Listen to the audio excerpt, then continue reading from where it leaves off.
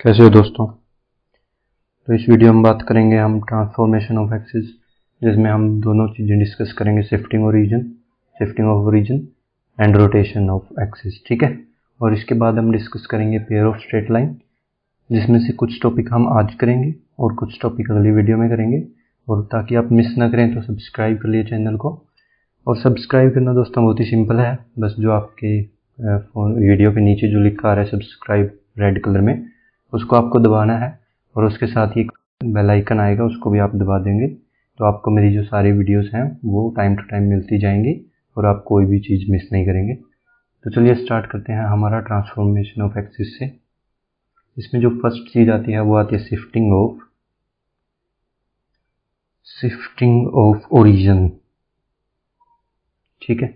मान लीजिए ये आपकी ऐसे ही कोऑर्डिनेट एक्सिस, ये है आपका 0,0। ठीक है जी, ये है आपका 0,0। अब ये आपका कोई पॉइंट था यहाँ पर x1, y1। अब ये x1, y1 है, इसके हिसाब से मतलब ये दूरी आपकी x1 है, ये है आपकी y1। अब मैंने कहा कि आपका जो ओरिजिन है मैंने यहाँ पर शिफ्ट कर दिया, मतलब आपका जो कोऑर्डिनेट सिस्टम है वो अब ऐसा बन गया, a, b पे मैंने शिफ्ट कर दिया। तो जो आपकी अब नए ओरिजिन से जो डिस्टेंस है वो कितनी है, ये हो जाएगी आपकी x1 माइनस a, क्योंकि ये है आपकी a, और जो है आपकी ये डिस्टेंस कितनी हो जाएगी, y1 माइनस b। ठीक है जी। तो अब नए के हिसाब से जो हमारे कोऑर्डिनेट्स आ गए, तो हम इसको बार बार नहीं करेंगे, हम डायरेक्ट याद रखेंगे।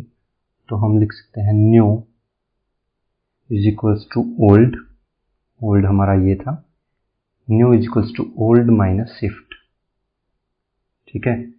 ओल्ड जितना था हमारा और नया जितना हमने शिफ्ट किया उसको माइनस कर देंगे ओल्ड में से, तो हमारा नया कोऑर्डिनेट आ जाएगा। तो x आपका नया जो बनेगा वो बनेगा x1 माइनस a और y बन जाएगा y1 माइनस b। ठीक है। अब इस पे देखते हैं कुछ क्वेश्चंस।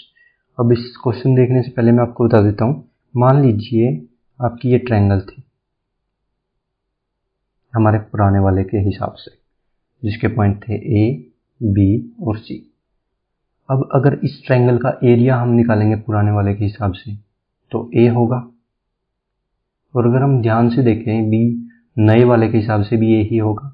तो हमारा जो एरिया में चेंज बिल्कुल भी नहीं होगा ओरिजिन शिफ्ट कर देने से।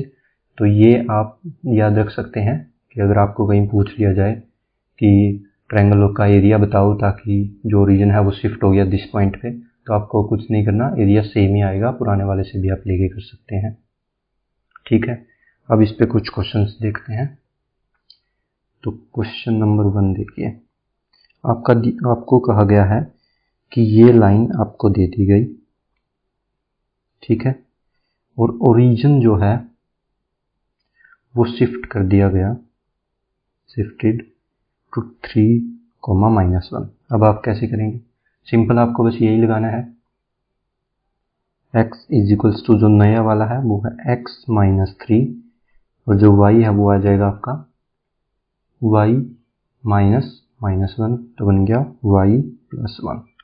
तो यहाँ से x की वैल्यू भी आ गई x प्लस 3 और आपकी y की वैल्यू क्या आ गई, y माइनस 1। बस इस x को यहाँ पुट करिए और y को यहाँ। ठीक है। तो डायरेक्ट पुट कर देने से आपके आंसर आएंगे 2x plus 3 minus 3y minus 1 minus 5 is equals to 0, 2x minus 3y plus 4 is equals to 0।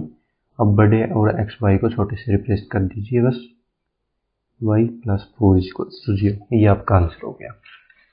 ठीक है जी। अब इस पे और भी क्वेश्चन देखते हैं। तो मान लीजिए एग्जाम्पल नंबर 2 में आपको दे रहा हूँ, यहाँ पे आपको कहा गया है find the point to which the origin be shifted so that the equation है आपकी ये minus 4x plus 13 is equals to 0। ये आपको इक्वेशन दे दी गई और ये इक्वेशन आपकी बन जाए y square is equals to 4x। आपको बताना है कि ये इक्वेशन आपकी थी, अब ये बन गई, तो आपका ओरिजिन कितना शिफ्ट हुआ। ठीक है। बड़ा ही सिंपल सा क्वेश्चन है।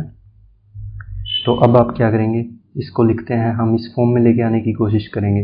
वाई स्क्वेयर ऐसे है तो वाई स्क्वेयर हमें दिख रहा है, लेकिन वाई की एक और टर्म दिख रही है, तो मतलब वाई का होल स्क्वेयर बनेगा यहाँ पे। तो वाई का होल स्क्वेयर हमें जनरेट करना है, तो ये हमें फील आ रही है -2 इंटू ए बी, ठीक है। तो 3 आएगा वाई, इसको लिख सकता हूँ मैं -2 इंटू 3y। तो हमें 2 तो हमारा फॉर्मूला में आता है, ए हमारा है ही वाई स्क्वेयर हमारे पास है, लेकिन 9 हमें चाहिए, ठीक है। तो हमें 9 निकालना है यहाँ से, तो हम लिख सकते हैं y - 3 का होल स्क्वेयर, ये हमारा स्क्वेयर होल स्क्वेयर बन गया, is equals to 4x plus 13, sorry यहाँ पर -13 प्लस 9, इधर भी 9 जोड़ दिया, इधर भी 9 जोड़ दिया, तो ये आपका होल स्क्वेयर बन गया।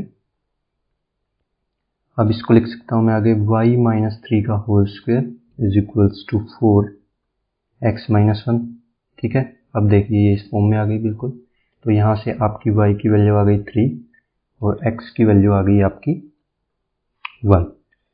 तो आपके जो नए, इसको मैं लिख सकता हूँ, ये हमारा न्यू है, जो y is equals to y - 3 हो गया, और जो x है वो हो गया x - 1।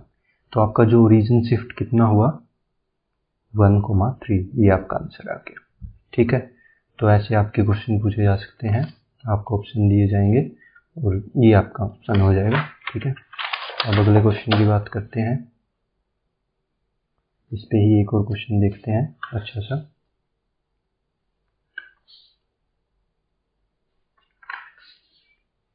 तो क्वेश्चन है कि at what point our origin must be shift to remove all the linear terms from the equation x square plus y square minus 3x minus 7y minus 15 equals to 0, ठीक है। तो आपको दिख रहा है ये सर्कल की इक्वेशन है। अब आपको कहा गया है ओरिजिन को कुछ इस प्रकार से शिफ्ट करो कि जो लीनियर टर्म्स हैं इसमें से ये गायब हो जाए। तो इसमें आप दो तरीकों से कर सकते हैं। मेथड 1 आपका क्या हो सकता है कि आपका ये सर्कल है, ये आपकी कोऑर्डिनेट एक्सिस है, तो आप इसको सेंटर ही बना दीजिए ताकि हमारी ये टर्म खत्म हो जाए, क्योंकि सेंटर अगर हो गया ओरिजिन तो हमारी इक्वेशन आएगी x square plus y square is equals to A square, ठीक है जी। तो सेंटर जो हमारा होगा वहीं पे आप ओरिजिन को शिफ्ट कर दीजिए, तो डायरेक्ट आंसर आपका आ जाएगा 3/2, एक्स का जो कोफिशिएंट है divide by 2 minus coefficient divide by 2 और वाई कोऑर्डिनेट आएगा 7/2, ये आपका आंसर हो गया। ये तो आपका था बिल्कुल डायरेक्ट तरीका, वैसे ही आप सोच सकते थे। अब दूसरा तरीका क्या हो सकता है, मेथड 2 बिल्कुल आप फॉर्मूला लगा दीजिए, ठीक है। आप x को लिखिए x माइनस अल्फा, y को लिखिए y माइनस बीटा, ठीक है जी।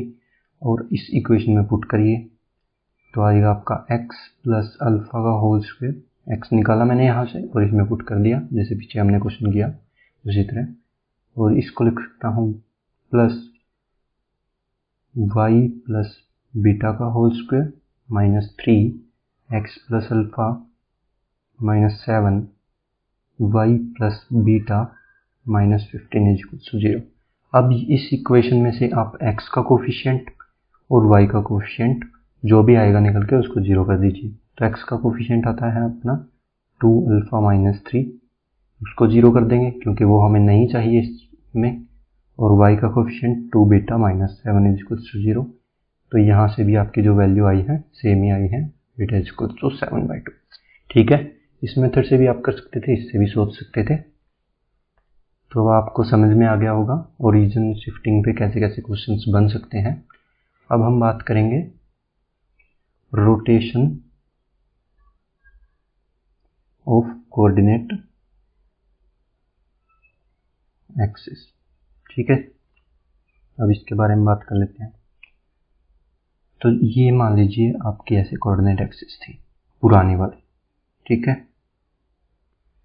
अब मैंने कहा कि आपको इसको अल्फा आपने शिफ्ट कर दिया एंटी क्लॉकवाइज, तो अल्फा डिग्री से मैंने इसको शिफ्ट कर दिया, ऐसे घुमा दिया, सॉरी ये हो गया अल्फा, और ये भी हो गया हमारा अल्फा। ठीक है जी, घुमा दिया। अब ये पॉइंट कहीं थे आपके x, y पुराने वाले के हिसाब से, मतलब इस वाले के हिसाब से जब रोटेट करने से पहले। ठीक है, तो ये कुछ हमारी थी यहाँ से यहाँ x।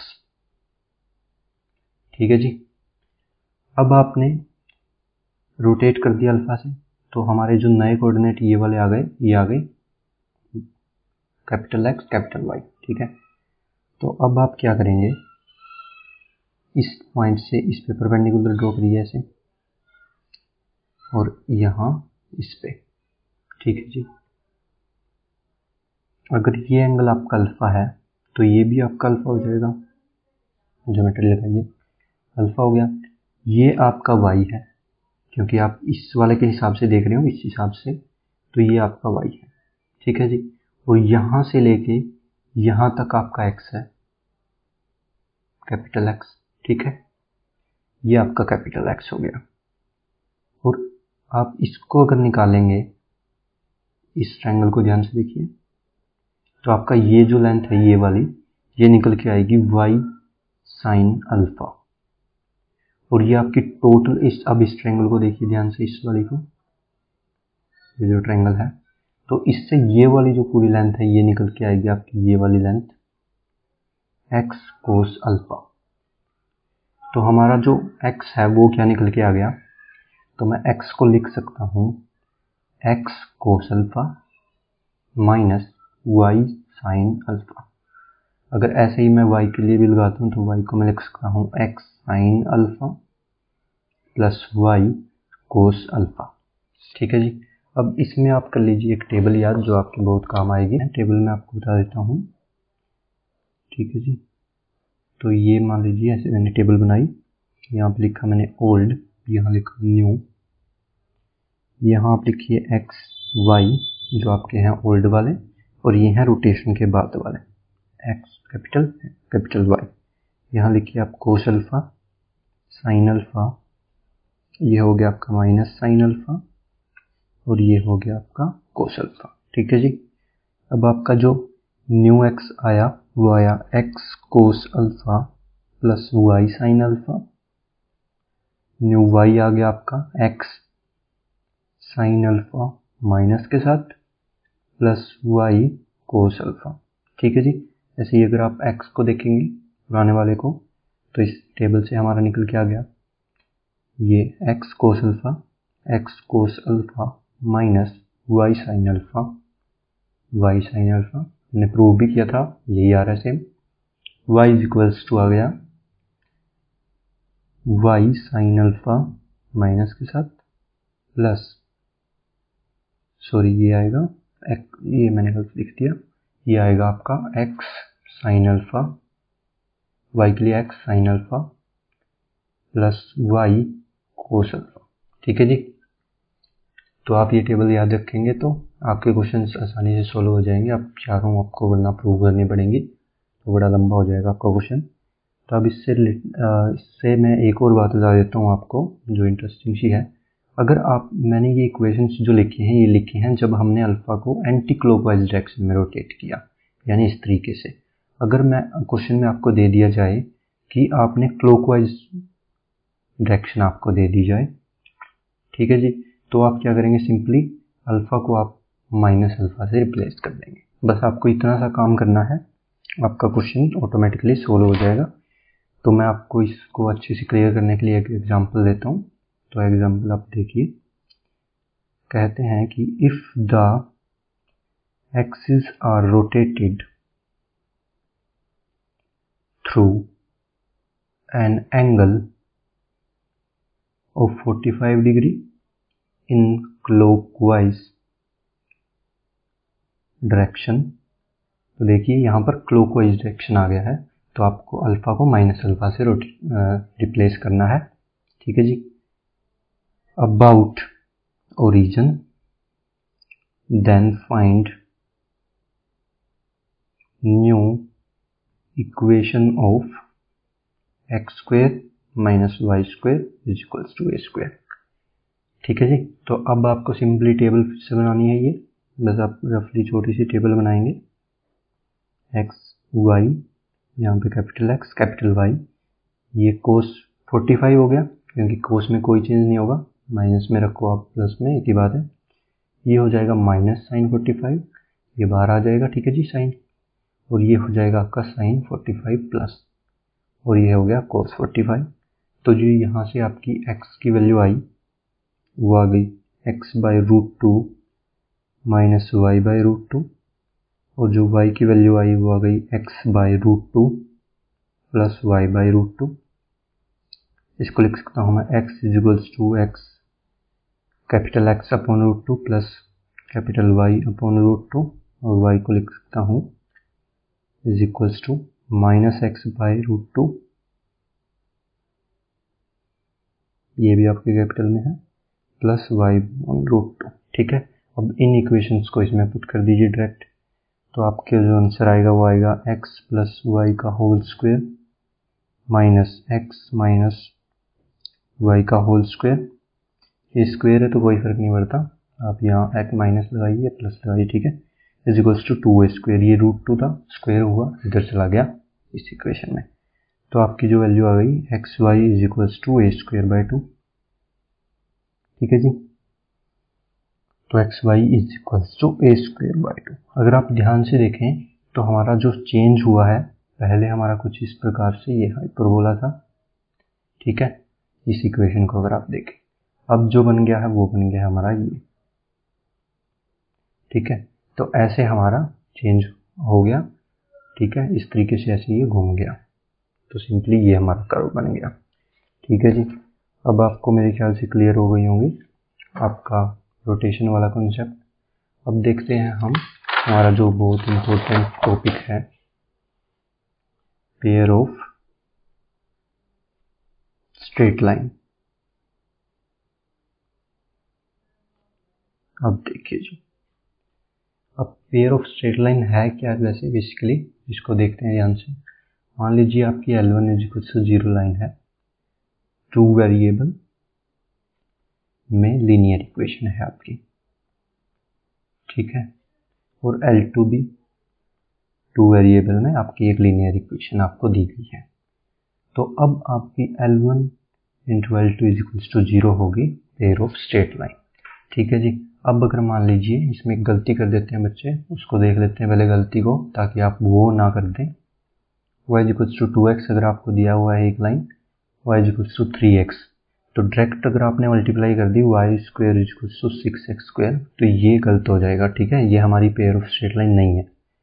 तो आप क्या करेंगे, =0 लाना पड़ेगा आपको, तो आप इसको लिखेंगे y - 2x = 0, इसको लिखेंगे y - 3x = 0, और अब भी इनको मल्टीप्लाई करिए, y² - 5xy + 6x² = 0, तो ये हमारी 2 वेरिएबल में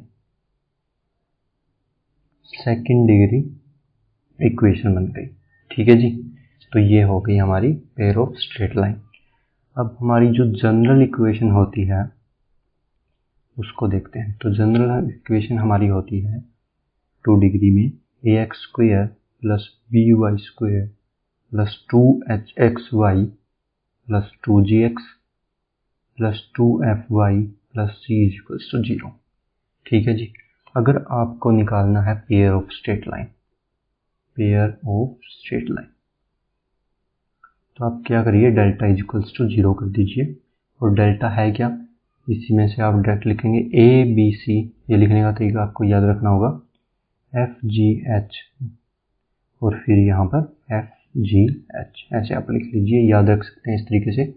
तो इस डिटर्मिनेंट को जब आप 0 करेंगे, ठीक है, तो डिटर्मिनेंट हमारा जब 0 होगा तो वो होगा पेयर ऑफ स्ट्रेट लाइन।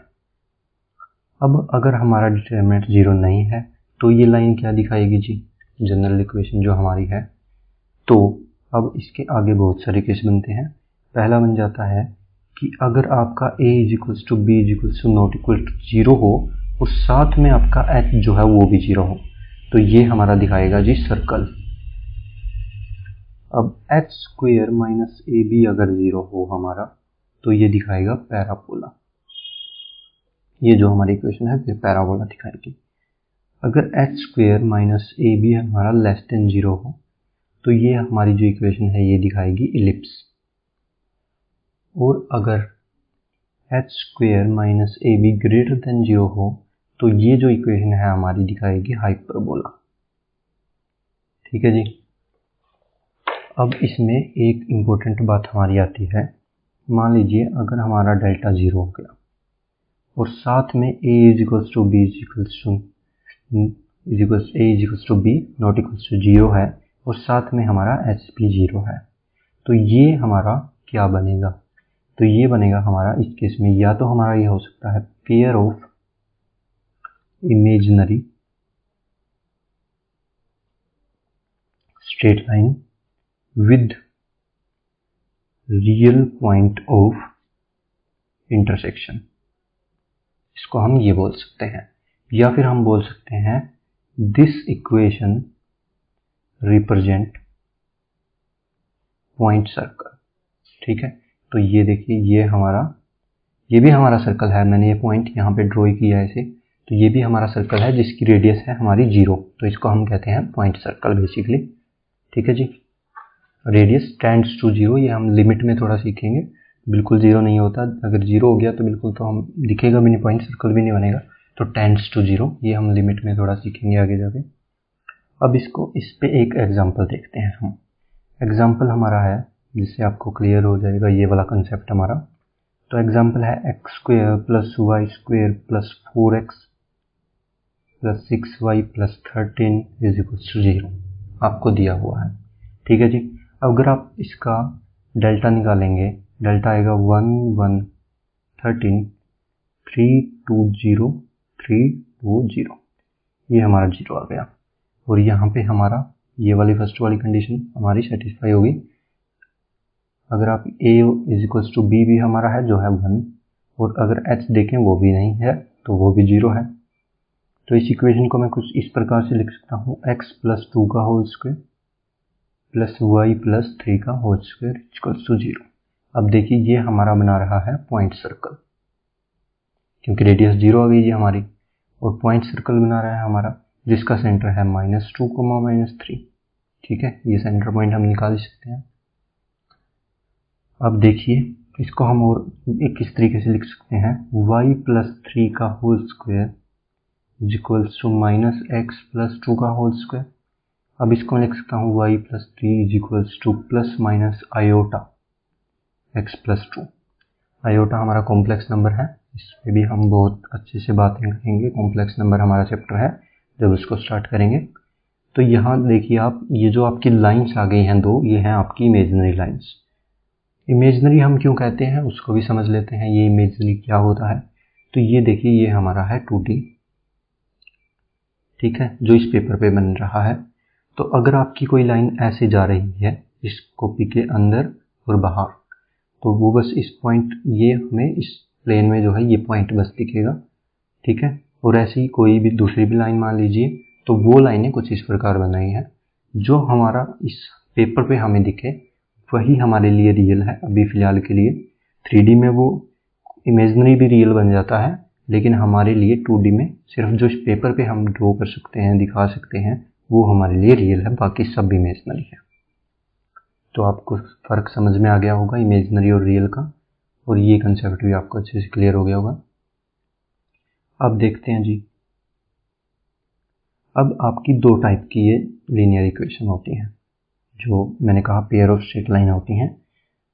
तो एक तो आपकी हो गई दो वेरिएबल में, अगर मैं ले लूँ सेकंड डिग्री जनरल इक्वेशन, जो मैंने आपको बताई, ax square plus by square plus 2hxy plus 2gx plus 2fy plus c equals 0। तो इसका अगर आप डेल्टा 0 करेंगे तो आपकी वो पेयर ऑफ स्ट्रेट लाइन निकल के आ जाएगी। अगर अब होती है हमारी दूसरी, इसका छोटा वर्जन, ठीक है जी, लाइट, जैसे हम देखते हैं ना बहुत सारी चीज़ों के लाइट होते हैं, तो इसका भी एक लाइट वर्जन है।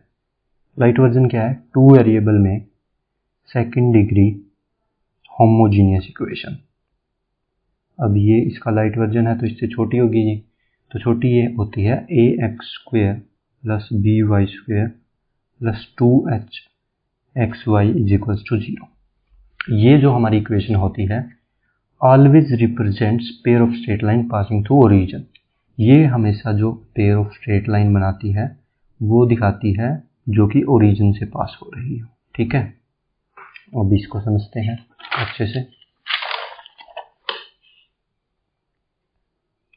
तो मान लीजिए ये है आपका, जैसे मैंने कोऑर्डिनेट एक्सिस बनाई और ये आपकी ऐसे हैं पेयर ऑफ स्ट्रेट लाइन। ठीक है, तो ये हो गई हमारी homogeneous equation.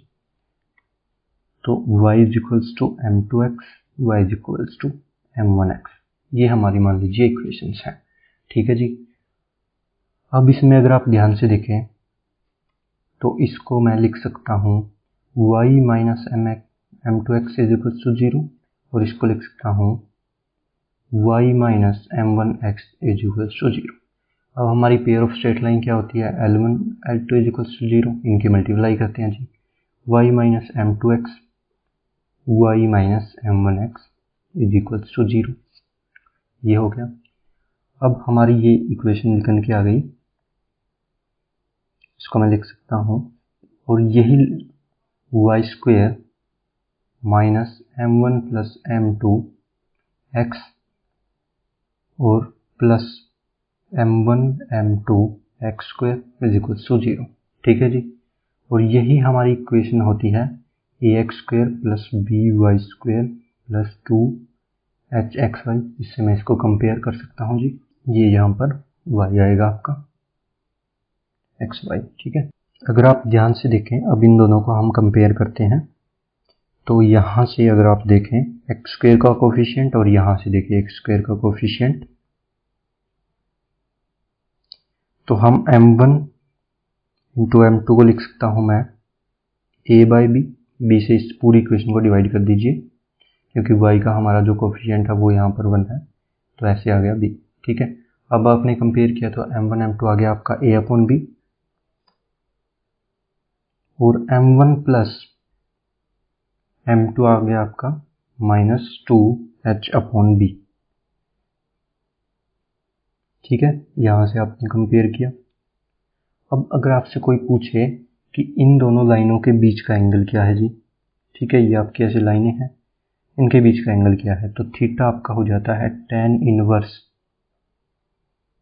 2 root h square minus a b upon a plus b. इसको आप याद रख सकते हैं, याद रखना ही पड़ेगा आपको क्योंकि इससे क्वेश्चन पूछे जाते हैं। इसको हम प्रूव भी कर सकते हैं। थीटा हमारा क्या होता है, tan inverse mode m1 minus m2 1 plus m1 m2।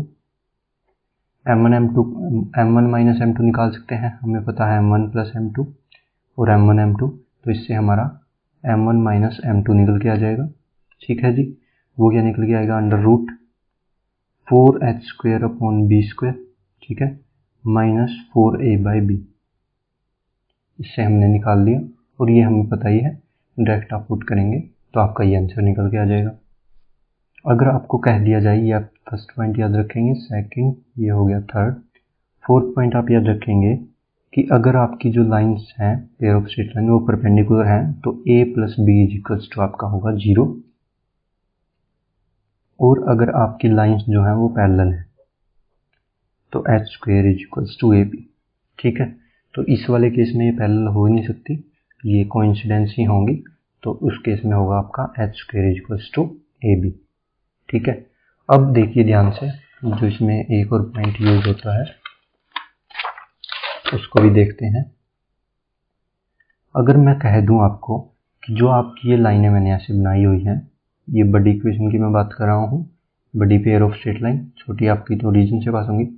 अगर आपको मैं कह दूं कि आप ये पॉइंट ऑफ इंटरसेक्शन मुझे बताओ, ठीक है, तो आपको छोटी के लिए तो टेंशन लेने की जरूरत ही नहीं, वो तो ओरिजिन होगा हमेशा। बड़ी के लिए आप कैसे निकालेंगे, तो जो आपको इक्वेशन दी होगी उसका पार्शियल डिफरेंशिएशन x के साथ इज इक्वल्स टू 0 करेंगे, वो एक इक्वेशन आपकी आएगी, और दूसरी इक्वेशन आएगी आप जब y के साथ इज इक्वल्स टू 0 करेंगे। इन दोनों को सोल्व आप करेंगे तो आपका जो पॉइंट ऑफ इंटरसेक्शन निकल के आएगा वो आ जाएगा सिंपली। इसको अगर आप याद करना चाहें, अगर आपकी मेमोरी कुछ ज़्यादा ही तेज है तो इसको याद भी कर सकते हैं, HF minus BG upon AB minus H square comma GH minus AF upon a b minus h square. इसको आप याद भी रख सकते हैं, ठीक है। तो ज़्यादा बेहतर यही रहेगा, फॉर्मूला हम भूल ही जाते हैं, तो आप इसको एस टी सोल्व कर लीजिएगा, ठीक है।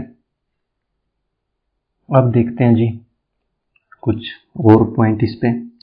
तो हमारी छोटी जो इक्वेशन है लाइट वाला version, plus b y square plus 2h x y equals to 0, ये है।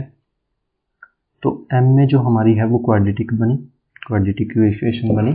यहाँ पर भी मैंने आपको दिखाया पीछे, हमारी जो क्वाड्रेटिक बनी उसके product of roots, sum of roots, ठीक है। तो ऐसे ही हमारी क्वाड्रेटिक इक्वेशन बनी। तो H square minus a be greater than 0 अगर हुआ तो दोनों लाइनें रियल होंगी और डिस्टिंक्ट होंगी। अगर हमारा h square is equals to a b हुआ इज इक्वल्स टू 0, तो लाइनें हमारी रियल होंगी लेकिन कोइंसिडेंस होंगी।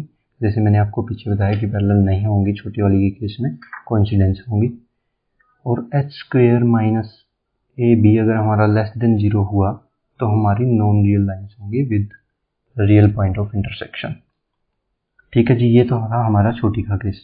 अब अगर हम बड़ी में देखें तो ये केस सिमिलर होगा, ये भी सिमिलर होगा, लेकिन इसमें एक डिफरेंस आ जाता है। बड़ी में क्या होगा, h square minus a b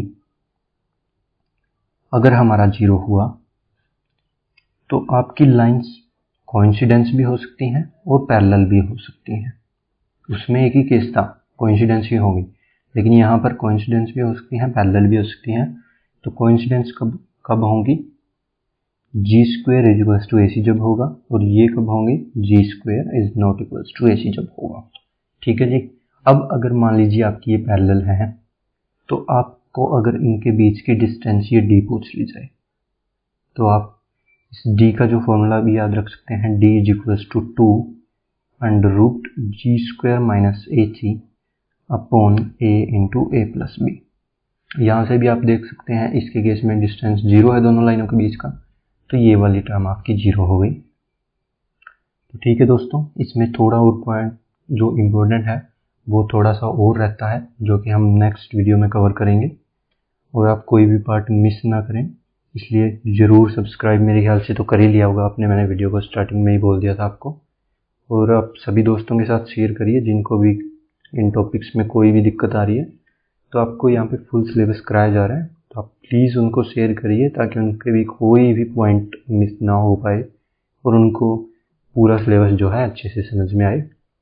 अगर आपको सभी चीज़ें पसंद आ गई हों और आपको अच्छे से समझ में आ गया हो तो लाइक करिए वीडियो को। Thank you guys.